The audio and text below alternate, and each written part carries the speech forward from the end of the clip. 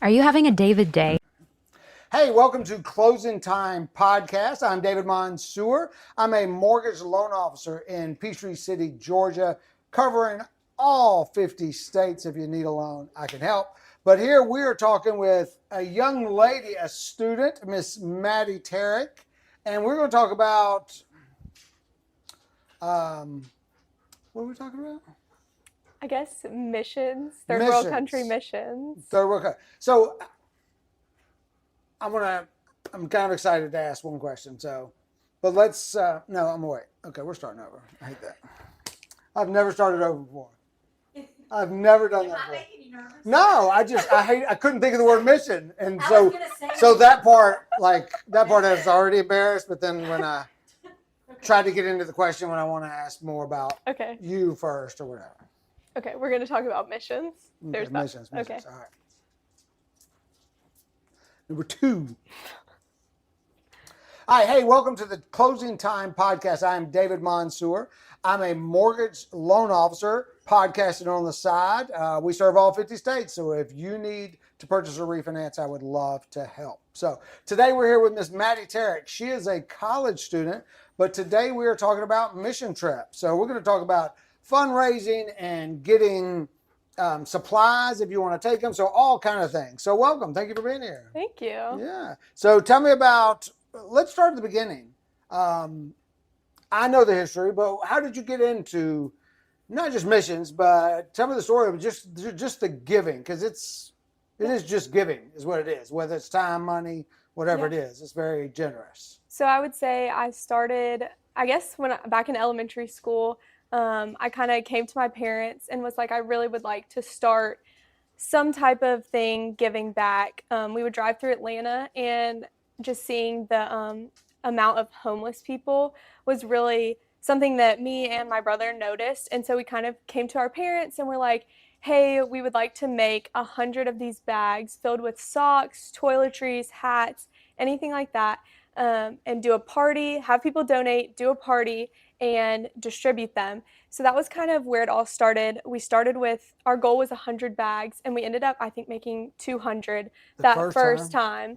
Wow. And then every year we did that. It was called the It's Not About You Christmas Party, and we did that for 12 years. And I think the last few years we were making close to 1,500 bags. Is it that many? We would do projects for the nursing home, firefighters, veterans, just all kinds of different projects kind of molded into this one party where people could give back. So that lasted up until I graduated. Then my mom and my brother kept doing it for a couple years. And then, so we're looking for someone to take over if anyone's interested. Okay, so that's where I was going next. So we kind of thought it was going to end when you went off to college. Mm-hmm. But you're in your second year? Yep, going into third. Going to third. So you've had 2 Christmases, though, where you've come home and still put this show on. Yes, my mom has helped a lot with that. My brother, his girlfriend have kind of helped keep it going, as well as I went to Landmark Christian School. And so people from the school have really helped to keep it going. And that's something we would love to continue, but it is a lot of work to prepare for. So it is a lot of work, because I know that your mom is gathering things all year round. Like a lot of people know of charities or things that only happen around Christmas, but they don't see everything that led up. And maybe it only started 3 months ago, but a lot of these events, there's so much going on in the background. Yes. So this is an event an entire school could take on. Yes. A scout troop, a church group, anything. Yes. Like it's big enough that somebody needs a large enough project what if they just did it 1 year? Could it rotate? Yeah, I think that would be an awesome thing to rotate, because it's a cool thing to bring the community together to actually do the filling of the bags and the writing of the notes. But it really is those people that set out from the beginning and separated the donations and got it ready so that the community could come together and serve. And that's such a big part that a lot of people don't realize. Well, I think the coolest thing, and I'm sure she did it on purpose, but it is probably the best Christmas party of the year. And you can't come unless you donated. So you can't just show up with something. Like you don't even get invited. Like you don't know the date. It's like a secret society. But once you buy school supplies, now's the perfect time. Yep. I don't know when they go off sale, probably soon. But if you go and they're still at Walmart, clear them out. For sure. If you'll buy the pens, the paper, everything, and then y'all still do the notes, y'all do things for nursing homes, and financial donations as well, because I know y'all do cereal bags and all kind of stuff. So there's lots of things that people can do and to get invited to this party. We don't know where it's going to be, but it definitely will be around Christmas. Because I've already bought my 25 packs of paper. So David's in. He's invited. I am invited. It really, the peer pressure, like sometimes I put it off and I'm like, nah, I got to go ahead and get it. Got to go. Got to go ahead and get it. I mean, it's like $11 worth of paper for an invite to the coolest party, and the food is incredible because everybody brings food. Everyone brings food. It's awesome because you get to, it's called It's Not About You. So you literally come and you've donated, so you get your invite, you're there, you're packing stuff, and you leave with nothing. So it's so different than like a normal Christmas party around the time of the year where you're leaving with presents and all the things.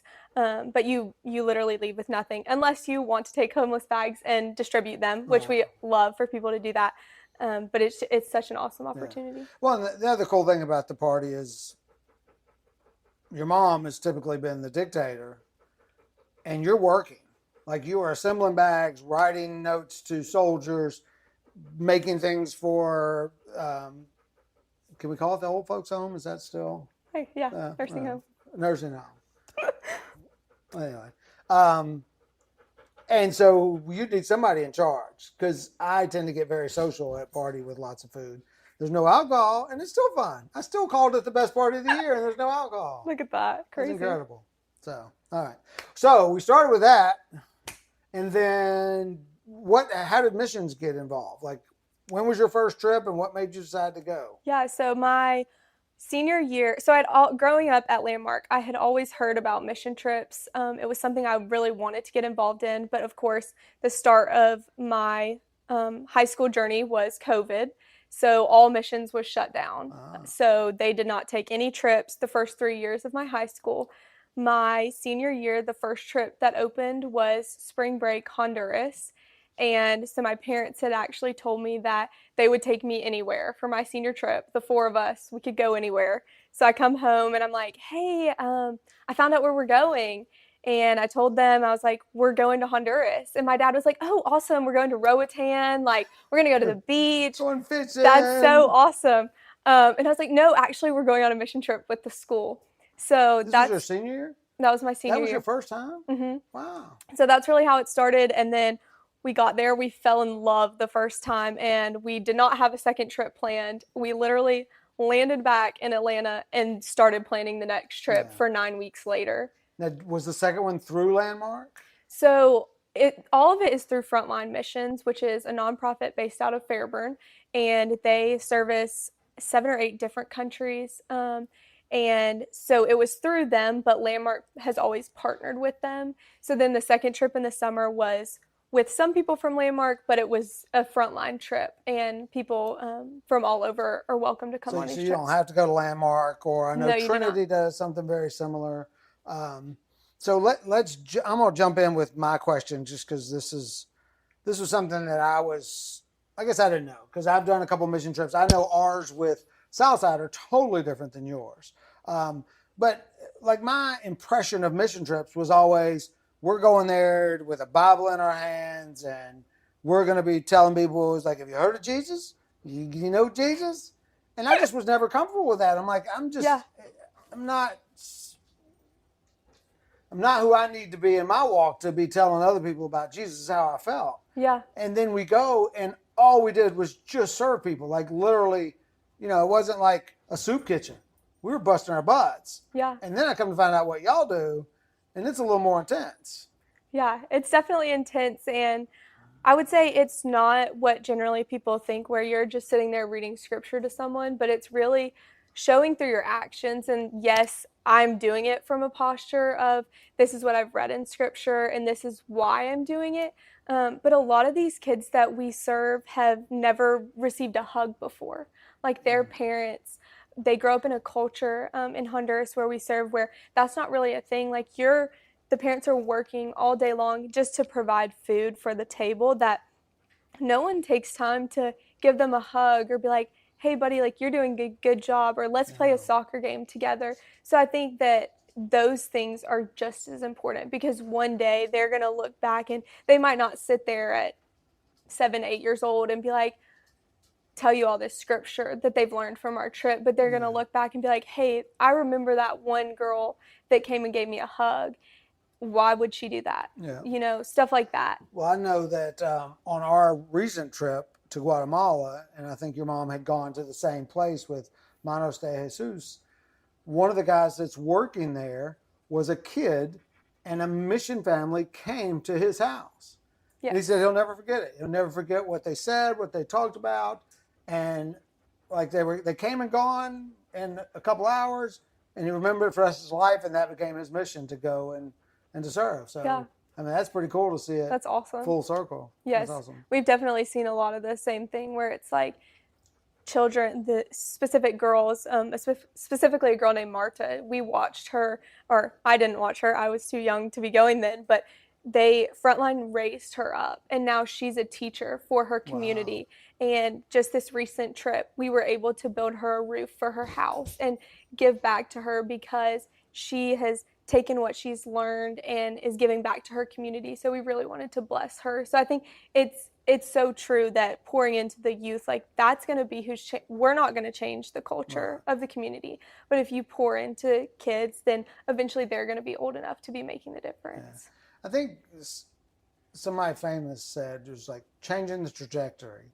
Like I think they even had a fancy title like that. I don't remember who it was, but somebody, I don't know. But that was their word, and it's in my head. I picture it as a graph. I mean, that line is going in one direction, and you bump into one thing, and it totally changes the trajectory. And it could be that one meeting, that one gift, and that's the same thing here in Peachtree City. Yeah. Although we have tremendous wealth here, just being kind to one kid, we don't know what they're going through, what's going on, but you know, you can always change the trajectory of other people around you by just being nice to people. For sure. So, have you been anywhere besides Honduras? Is that you go to the same place, at the same village? Is it just the same city, or do you see the same people? Yes. So I think I've been on 7 trips, and 6 out of the 7 have all been to the same village, the same community, same people.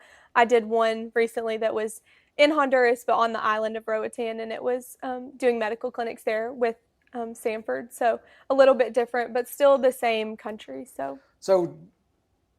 you said with Samford, but it wasn't organized through Samford. Did you organize that trip, or how did No, so it's with an organization based out of Texas. It's called E3, and they partner with churches or just individuals anywhere around the country, and they already have people in different countries that are that they're linked with, that they'll be like, hey, you're a church, you're ready to go, like we'll send you here and you're going to do this. So how'd you connect that? Because you were using an organization out of... So this one was through Samford. So E3... And they had the same community in Honduras? Different. So that one...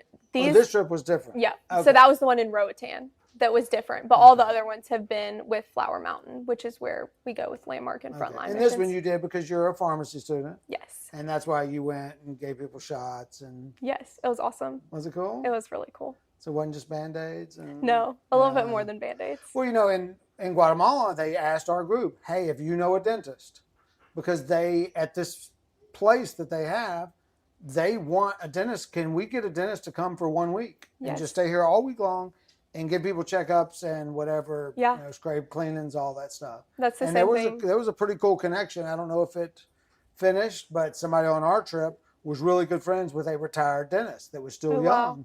And she was like, this person's been asking me, like, what should I do? I really want to give, but I don't even know how to start. And then it was pretty cool. So wow, that was neat. Very cool. That's definitely, I mean, dentists are always needed. That's something that Frontline is in need of too for Honduras. So awesome. So you what is your goal for? Because I know you've fallen in love with a lot of these kids and the people.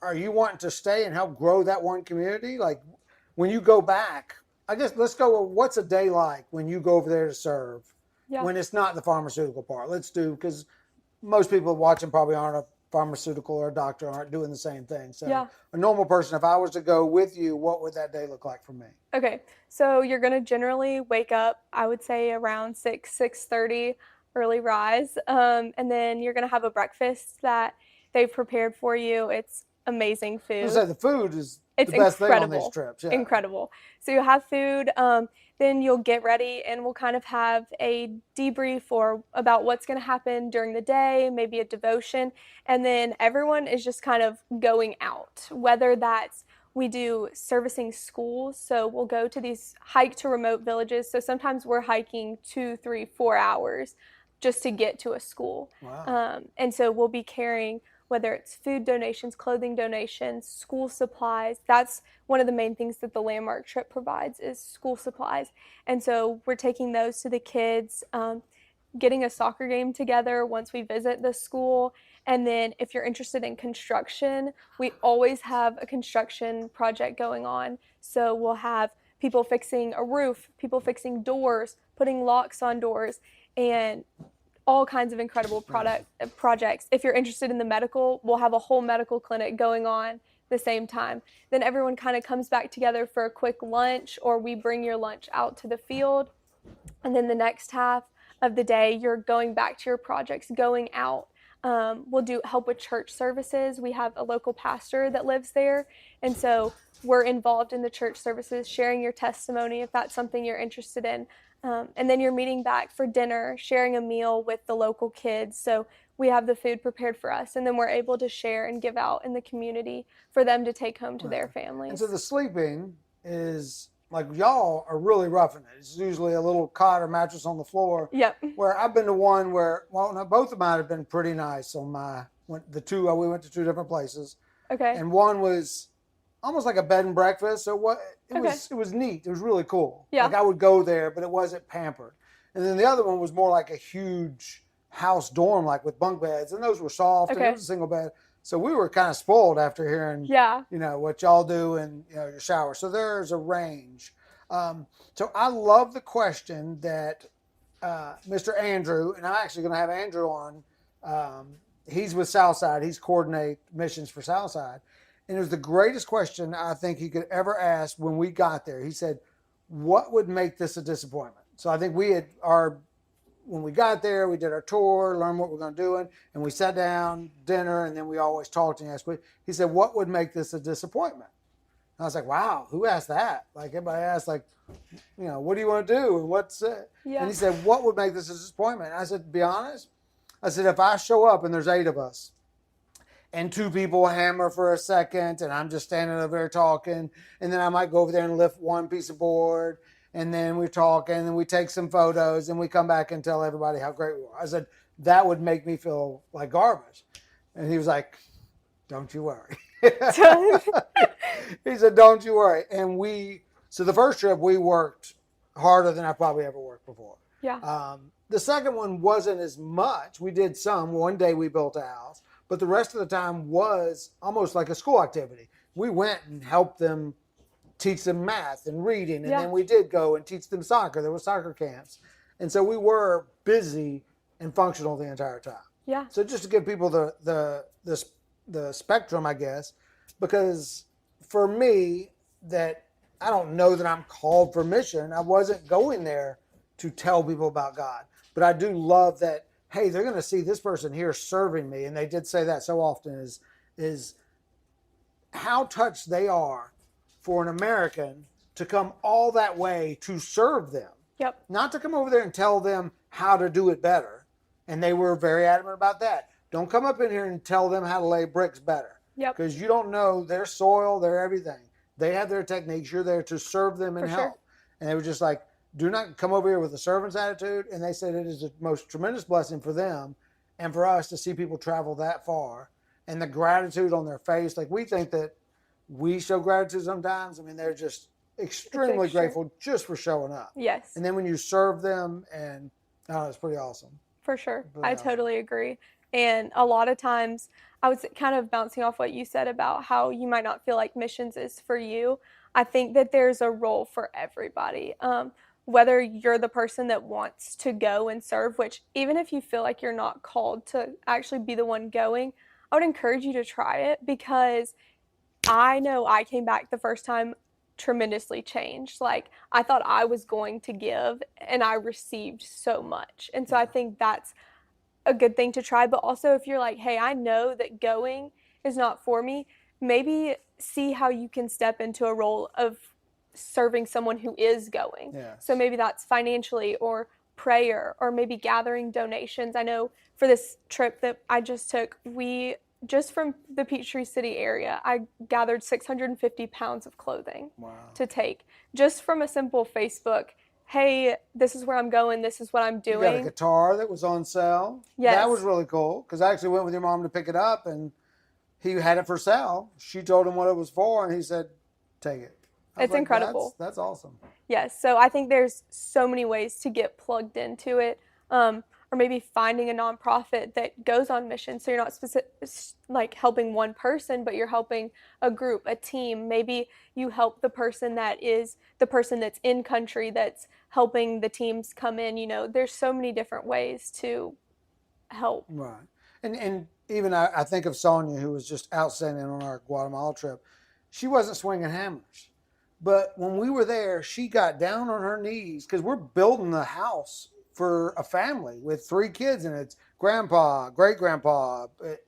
And she's sitting there playing with these kids who were dropped. I was just standing there. I was like, what are they doing here? And she's sitting there playing with them and just engaging with them. So the parents connected with us through the build and then the kids connected just because she got down. Yes. She was fluent in Spanish. So it was much easier for her. But it was just, that was really cool to have her there and kind of play with the kids and just bounce a ball. I mean, it's almost like a movie. Because you're just shocked that bouncing a ball made them so happy. Just For sure. to have people to play with and yeah, that was awesome. So what I want to get into is kind of talking about the process of any fundraising. I know a lot of us post it on Facebook. We get straight fundraising. Is there anything special that y'all did that was really cool that worked either for a group or for an individual to raise their portion of the money? Yeah, so Frontline is a smaller organization, so they don't necessarily have someone that's writing for those big grants. So a lot of it is like individual based, or if you see a need and you want to help fulfill it. And so I kind of took it as my personal mission this past trip, writing companies and being able to get those in-kind donations because there's so many companies willing to give, which is so crazy to me. Yeah. And they will literally send you hundreds of their product just if they know what it's going towards. And so that's kind of something I leaned into. We found a lot of people in the community who really wanted to help finance kids to go on the trips, maybe because they had a student that graduated and went on a trip and they were like, that changed my child.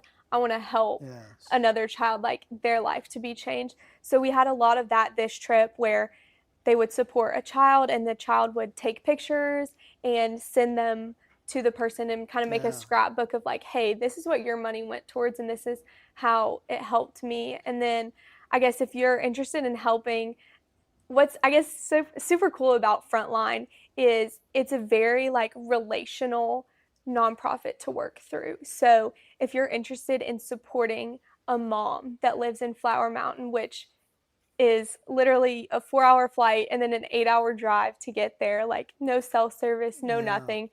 You can do that and you will be able to see actual pictures and videos of the person that you're supporting. You can actually like have a phone call with them, which is so crazy. I know for me, one thing I do is I have kind of a clothes selling business on the side. And so I'm able to use the money that I make from that. And I pay for one of my dear friends, Denia, who's over there. She really wants to be a dental hygienist. And she walked 2 hours one way to get to school every day. 5 days a week, she's walking 2 hours in the mud, 2 hours back, rain, shine, whatever. And so I pay $500 per year, just once per year, for her to live in another mud hut that is 2 minutes from the school. So she stays there. And you're doing this as a college student, raising money, selling clothes, and giving that to another kid to not have to walk so far. Which I think it's such a privilege to, I mean, I live on a college campus. I walk 2 minutes to my class, 2 minutes to get food. I'm not, you know. Coke machines and water fountains all over the place. And you can get a snack out of a machine at any moment. And it doesn't sound, you're like, oh, you're $500 for a mud hut. And I'm literally $500 for a mud hut on the side of like a mountain.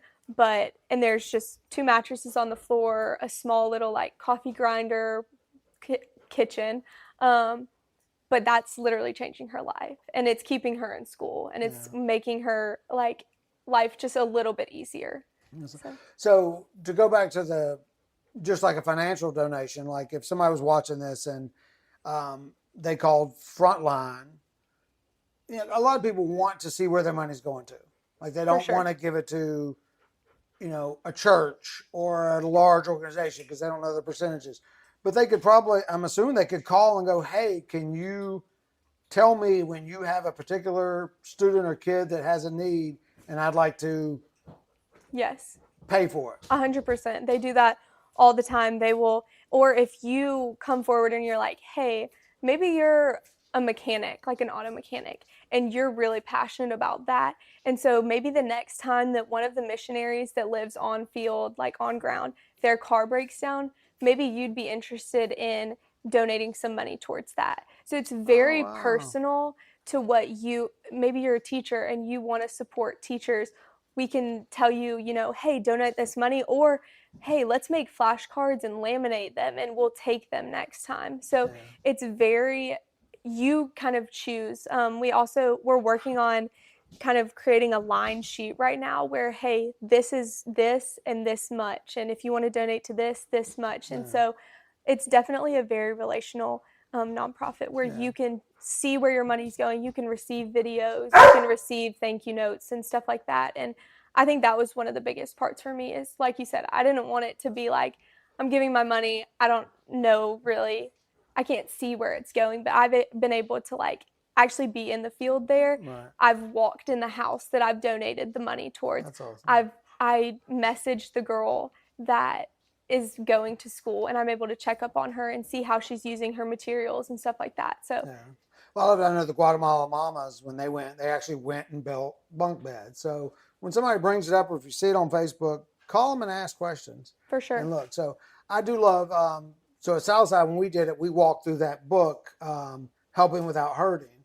And a big thing is, and I don't know if this is a question in anybody's head, but I love learning how purposeful they were with money and with items not to give handouts because they don't want them relying. So it's not that we're just going over there and helping, because what he kept saying is, for your $2,000, we could have just wrote a check and they'd be rich. But then what happens when that money runs out?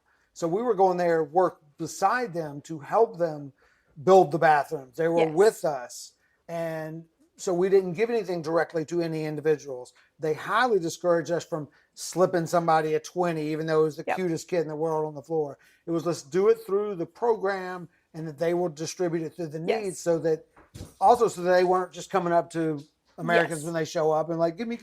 So, and I love that because I never felt that way there. Yes. One time did I feel like anybody was being nice or coming up to me asking for money. So no, it's definitely the same way. And I think Frontline's been going for 20 years to the same place. And so they've built that relationship with the people, and it's kind of the same way. They know that we're working alongside of them. We're not trying to come in and change the culture or change how the Tualapan are living. We're just trying to, bridge that gap and be a brother and sister in Christ. And so another thing with the donations, like I said, we do clothing, school supplies. Everything is personalized to the person that we're giving it to. So we have kids, students write scripture verses, encouraging notes. And so every single item that is given out, no matter what it is, no matter how big, small, we might be building someone an entire house, or we might be giving them an audio Bible, anything, it always has a personalized scripture note or letter to let them know that, we are giving you this, but we're not just here giving you this to give it to you. Right. Like, we come to share the good news of Jesus. Yeah, we're called to serve. I mean, that's what the Bible talks about. Okay, so we've tried to get there a couple times, and we keep talking about all the great stuff. Well, let's talk about the letters and the company. So before we get to the how, tell me some success stories of who you've written to, maybe how you found the people that said, hey, will you donate? I think you got like a drink powder. What was that? So we reached out to Element, which is hydration packets, which is so needed probably anywhere, but especially where we go, because a lot of times they are working long hours in the sun. They're traveling back and forth. I mean, Water's not really clean or no, available. water's not clean. We'll have medical clinics, and people will walk 5 hours one way just to see a doctor. And so we wrote to Element. They gave us 700 hydration packets. Wow. So we were able to give those out. Legion is a protein bar brand, and they donated 900 protein bars for us to give out. So that was awesome. Wow. A couple other ones, it's called Ease Co, EEZ Co. They do like lollipops for sore throats. We buy those. Yeah. Yeah. So Max loves those. They're awesome. I'm scared he gets a cough just so he can have a lollipop. Wow. So that we were able to get a bunch of those. Mary Ruth's Vitamins gave us like $175 to use towards vitamins. So we were able to get a bunch of those. Water filters, Sawyer water filters donated, they gave us a discounted price, and I think we got 10 of those, and we're able to take them over and show them how to purify their water. So if somebody had a passion like water, because if somebody's experienced that, even visually, that might be your passion. I can't stand the thought of people not having clean water. They could send you or that company, what were they called? Frontline? Sawyer sent it to Frontline, yeah. Right. So they could send Frontline and say, hey, I want this $500 to go towards water filters. 100%. And then please send me the photos or whatever. Yeah, because a lot of times companies that we write to, some will send you in-kind donations, just straight up like Element did in Legion, where they just send it to your front door. Others will, give you a gift card. And then some will give you discount codes. And so, that's helpful, and we're very thankful, but we also have to have the money to even use those discount codes. So how do you find the right person? Because I'm sure they've got to have layers and walls to protect themselves from getting everybody in the world, every charity in the world trying to get free stuff from them. So I'm going to be honest. Is there a word? Is it the way you write the letter? Is it what's most important? The person you reach, the letter, I think it's very important, the letter, to make it clear what you're doing, why you're doing it, how you're doing it.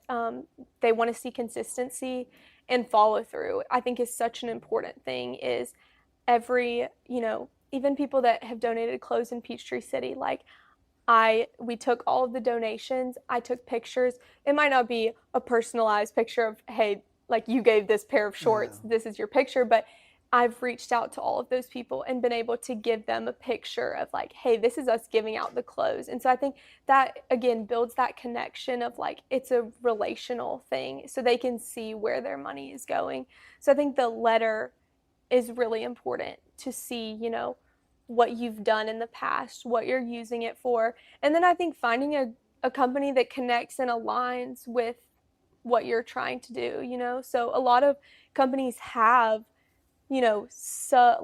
sub organizations that they run that you might not know about. You got to go to their corporate page and do some research. For find sure. out what they're, yeah. or where they're from, where they're founded in. I mean, they could be a Honduras company. For sure. So if you're going somewhere, maybe look into that. Yeah. I think a lot of, literally this trip, what I would do is I would be like, hydration packet donations or hydration packet companies, and I would go through company, and I would send the letter to every company, and I might get one response like I did from Element out of the 10 or 20 that I email for hydration packets. Right. But that those 700. So it's just an email too. You're not even licking stamps or nothing. Mm-mm. Just an email on the computer, and nobody licks stamps anymore. Not really. Right. But Are they still licking toads? Is that a thing? It's got to be in Honduras. What? Don't they lick toads? It's like medicinal, I think. I don't think so. Oh, no. I don't think so. We just send emails here. Emails. That's emails. it. Or a phone call. Okay. All right. So was your idea the hydration packets then? You were just like, that would be something they really could use. I noticed. And that's what made you search for that? Yeah. On the trips before, I had noticed that was something that we had and we ran out of so quickly. And we also work with, there's this local clinic, a doctor who gets paid very little, has very little resources. And it was something that he personally asked for to give out. And so being able to help supply him with them. That's great. Yeah, to actually have it at the doctor's office. Like, Yeah. I relate everything back to scout camp. Like when you go to the nursing stage, they say 75% of the people that come in, it's hydration. Yeah. Because the kids are running around, they're playing, they're just not used to all day being outside. For sure. We're here in a country where they're all day outside. For sure. And so those kids are, that was a big part of us. They had hydration packs in there. Yeah. They had water bottles. And, I think once the kids found out you got a free water bottle, if you went there, then it kind of, yeah. They'd lose theirs because we make sure we don't leave without making sure they have one. They'd lose it. And then they go, I think I'm dehydrated. And they go in there and get a free one. Yeah. Yeah. Little do they know that all the water bottles that are lost are washed and cleaned and sent to the infirmary and redistributed. So they're really just getting the same water bottle they're just getting some other kid's water bottle. I think they shipped at one camp, though, so that they wouldn't recognize it. It wouldn't be there. So consider it a donation, parents, if you've sent a water bottle to camp and not come home with it. So I know they have a lost and found. I don't know why I think it's funny, but they have a lost and found, and they asked me to stop and see if any of our, because we have troop sweatshirts, see if it's in there. And I go in there, and my son's very expensive, very nice water bottle is in there. And like the one person that I would have thought would not have done that because he's one of the older scouts. And I was like, hey, where's your water bottle? He was like, I don't know. I lost it like Tuesday. I'm like, it's Saturday. What have you been drinking the whole time? So anyway, that's funny. So I'm trying to think if there's anything else with the donations and the writing the email. So that's pretty cool. How do you find who to send the email to? Is there a department? Do you look for, it wouldn't be HR or what would it be? It kind of just depends. Some will have like a specific charity email or contact, or I'm not going to lie, a lot of times it's a lot of digging. So digging, or do you send it you might send it to 10 emails of the same company? Generally not, I wouldn't say that, but more just like going through their website, like combing through people, checking LinkedIn, like what's your position, trying to find the most effective person to send it to. Some of them have like Google Forms that you fill out, which is really nice. It's super convenient. So if you have a company, you should think about setting one of those up that people can log into and, hey, this is what I'm in need of, and kind of fill it out. I'm going to put another tag here because I'm trying to get sponsored by, you might not have heard, but there's a David energy bar or like a protein bar. And it's called David. I saw it somebody sent it to me. It's on another podcast. I was like, how awesome would that be? David? If they sponsored me and my guests, I was like, hey, will you just send me 25 bars just so I can give them to my guests? I'll put you on all the podcasts. They're like, no. But they had, the reason I said that because I went to their website and they had a specific form that I hit the tabs for requesting donations. Well, I think it was more for if I wanted to be an influencer, that's how it was worded. Like, do you want to be an influencer for us? And I was like, I want to taste your candy bar. I call it candy bar. Your protein bar. Yeah, I think it's definitely hard sometimes because a lot of them, don't have those Google Forms. And so it's like, do I take the PR? I'm trying to receive PR packaging, but then you're like, I don't want to get swept up in all the influencers, because this is very different. But, a lot of companies do, but a lot of companies don't have that set up. And so, even if it's not, maybe they're not donating to me, but maybe if my email helps them be like, hey, maybe we should look into doing something like this in the future. I emailed a ton of smaller businesses, that have food products that maybe aren't as big. And, they're like, we're not at a position to donate right now. But, maybe even just putting that seed in hey, we should try to plan this for the future for our business, I think. And to circle back, so you see that Mattie is a college student. Mattie is going on this trip, sleeping on the floor, serving, and she's doing the digging. So for those of you that don't want to travel internationally, you don't like getting your hands dirty, that is fine. Then maybe you can do some of that legwork. For sure. They can send those emails. You can reach out to Mattie or Frontline or somebody else. Or when you see somebody post and it's like, do y'all need soccer shoes? Or, some of those little things that those kids just, it makes their eyes light up. So think outside the box of other ways that y'all can help. Yeah, if you're passionate about something and you know a lot about something, maybe you're a mom and all the products that a new mom would need. what type of carrier, what type of food, bibs. If you know that, like, we would love, like, I don't know that. I don't No, know who to be you better writing. not know that. I don't know who to be writing for that, but there's just so many different lanes of it's one thing, it's supporting one thing, but there's so many different lanes and angles you could take it at that would be so helpful. Okay. Well, let's finish with this. I want to know, what is the end game, or give me the whole journey from here out. I mean, have you ever considered Peace Corps? Is this something that you want to continue? You're in pharmacy school, or are you going to be a pharmacist that goes every week? Or are you like, hey, I might end up on a boat somewhere giving people needles all day long in other countries? Like, have you thought about what happens after you graduate? Yeah, so right now I have 4 more years of pharmacy school. I'm starting pharmacy school this year, so I definitely have 4 more years of that is the plan. I'm going to continue going on trips with Frontline when I can, whether that's my spring break or summer, planning summer trips. If anyone's interested, I'd love for you to come. So that's kind of, I guess, the plan for that. And then ultimately, I would love to go into some type of medical missions. I don't really know what that looks like. It's not, I would say for pharmacy, it's not a very widely known thing to do. I guess like if you were a doctor, it's a little bit more, the path is a little bit more laid out, but I think it's definitely a need. The clinic we serve at, they currently, when we were just there, have 1 doctor and 1 nurse. And they said they see 40 to 50 patients per day. Wow. So the nurse is charting, which charting means by paper, like there's no computer. She's taking the vitals, she's doing any shots, immunizations, and then the doctor's seeing patients. And then they're handing them the medicine. And half the time the medicine isn't there because they're underserviced community. And so imagine being a loan officer without a computer or without all the, how are you? When I first, literally the first month of my job, maybe 2, we had to handwrite estimates and do all the applications but it's weird to think it was that long ago. We had computers for some stuff. I don't really remember what, but it was all inside the office stuff. There was no internet on it. And I remember, and then the lady that was next to me was old school. She said, David, keep writing those. You better keep on. She was one of those, what if the computers go down? What if you're not going to be able to know how to do it? I was like, I'm not handwriting these if I don't have to. Yeah. So after 2 months, I never wrote one again. But I think for years, she kept handwriting them. Yeah. And that took a lot of time. So he's literally a doctor that has to handwrite everything. He has to see all the patients, and he's not even given the medicines to properly treat his patients. And so it was hard to watch that and to see him be like, hey, you have this wrong. I really want to treat it with this.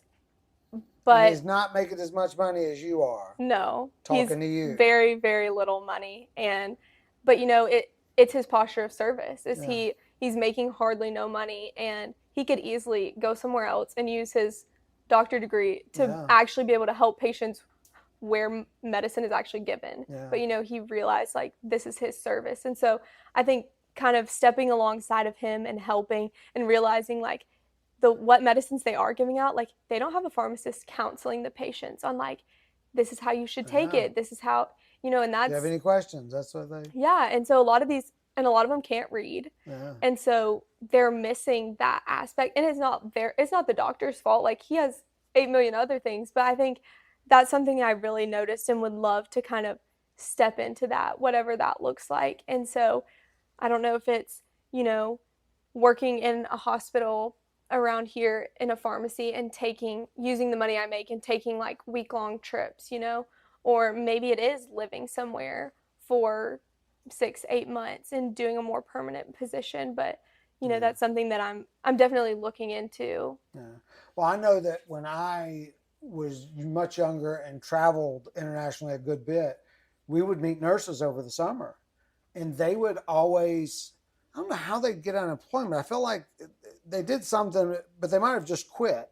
Uh-huh. They would quit and take 2 months off, and nurses are in such high demand and always have been, they'd have a new job the second they got back. And so every summer, they did it every single summer while they were in their 20s. They would just travel international. So you could do that. Yeah. work in the spring. So all the doctors out there, dentists, plumbers, construction, consider spending spring break this year with your kids in another country, for helping. sure. So what about somebody that maybe is not super religious? They don't even go to church. Are they welcome on your mission trip? Or I'm sure there are more secular mission trips, obviously. That's probably what the Peace Corps is more about. Yeah. I would hope the answer would be yes. But Of course, yeah. We would love for you to, no matter how strong you are in your faith, or maybe if you don't even have a faith, like we would love to come alongside with you and serve and just show you, because even if that's not something that you necessarily believe in, like people still need help. Yeah. People are still hurting, and you can still offer them love and, grace and kindness and all of those things, regardless of, your religious stance. Right. So the key is a servant's heart and to be, humility. Yeah.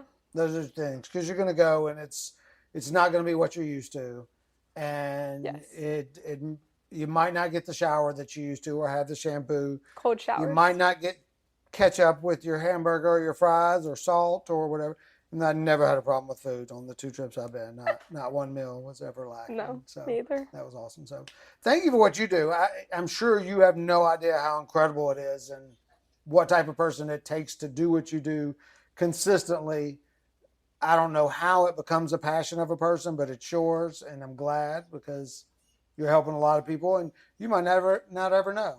I think you will, because you kind of seem to be in contact with those people. So I can't wait till they do something amazing there and open the first hospital. Yes, I'm so excited. Oh, Grandma, that'd be awesome.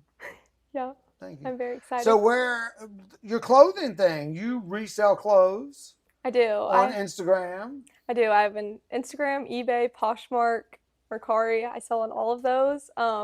So I thrift clothes and resell them for profit. That goes towards whatever Frontline needs, to pay for. You keep a little bit of it. Yes. Right. I keep a little bit. I don't want to make sense. It's not all charity. Not 100%. But dude, that is your source of income. Yes. That you use to give a portion. Yes. And when they reach out to me and say, hey, this person needs this, I try to use as much as I can to help fulfill those goals. Or, I also have people that donate, if you don't want to just donate clothes to go to Honduras, maybe it's a nice puffer that they're never going to use. Yeah. Instead I will sell that and the money will go towards. I wish it was colder there, because the number of jackets that I have. I know. We need to find somewhere cold that needs vision, because I have, I've seen a comedian joke about, just like when we were a kid, you had one jacket for every occasion. It was your jacket. And now jackets are a part of your wardrobe. Like I have a jacket for every outfit. It's ridiculous. Yeah. So, why would Max be calling? You want to answer it on the podcast? Hello? Hope it doesn't stop the film. Hey, I'm doing a podcast with Mattie. Hey, Max.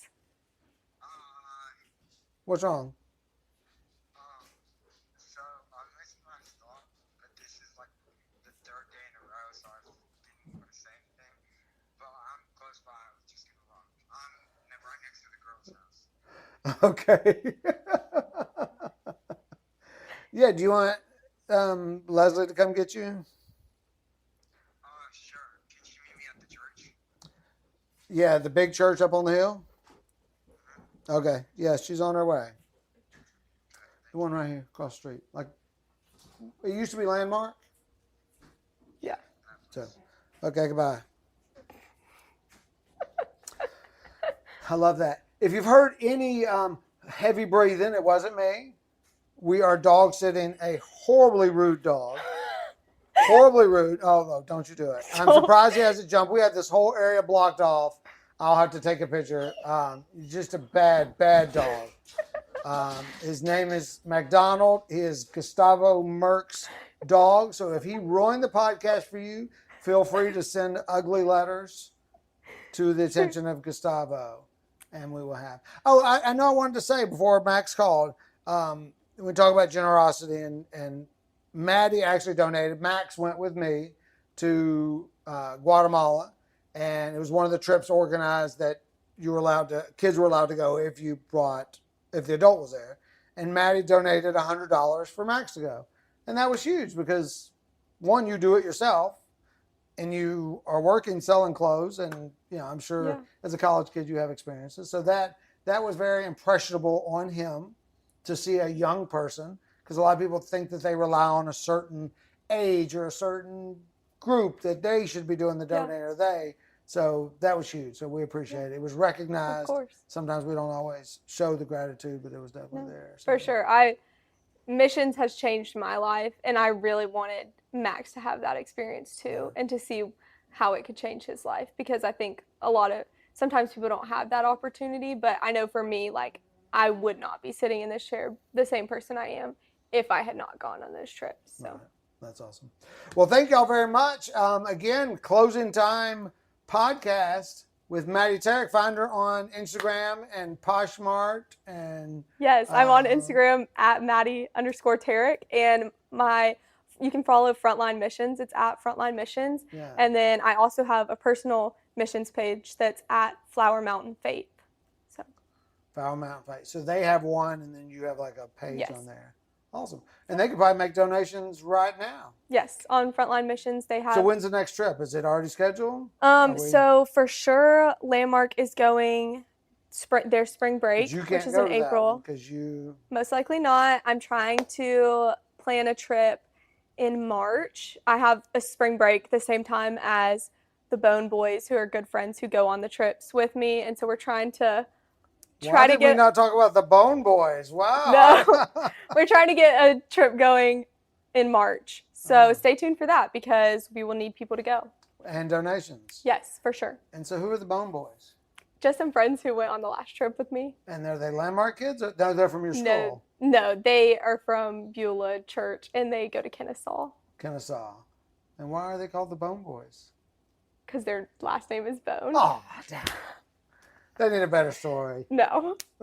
No. Some days are non-stop. You blink and suddenly it's 4 p.m., you've skipped lunch, and you're just trying to make it to dinner without crashing. That's exactly the moment when I reach for my buddy David. Come on now. David protein bars are made for moments like that. They're packed with 28 grams of protein, just 150 calories, and absolutely zero sugar. Guys, are you having a David day? I'm having a David day today. There's one in the backpack right now. I'm about to pound it with some water. What's that flavor? It's vanilla. It's the vanilla joint, and it tastes good. Right? Because a lot of these things are sort of chalky and whatnot. Yeah. Like, this thing tastes good. I look forward to it. Right after the workout, if I put one down, like, I feel my muscles. I feel strong like Popeye. Yeah. You guys understand what I'm telling you? And I don't know what it is. If you're a sensory person, but they got these little crispy, crunchy Yeah, they've got like a little crunchy. Yes, they got that little crunch. Yes. Little crunch. Yeah. Very satisfying. I dig it. Well, most protein bars are candy bars in disguise. Right. But David is different. With 75% of its calories coming from protein, it's one of the highest protein to calorie ratios you will find anywhere. Plus, gotta say, the packaging is iconic. The ingredients are clean, and the flavors are so good. I am a peanut butter girly for life, so anything peanut butter is going to be my jam. As soon as you pull one out, people are like, that looks expensive. It's classy it just packaging. Looks fancy. Yeah. It's good. David is ideal for people looking to increase protein, cut sugar, and manage calorie intake. That's why I always have David protein bars with me. David is offering our listeners a deal to buy 4 cartons and get the 5th free at davidprotein.com/thatwasus. That's davidprotein.com/thatwasus to get your 5th carton free.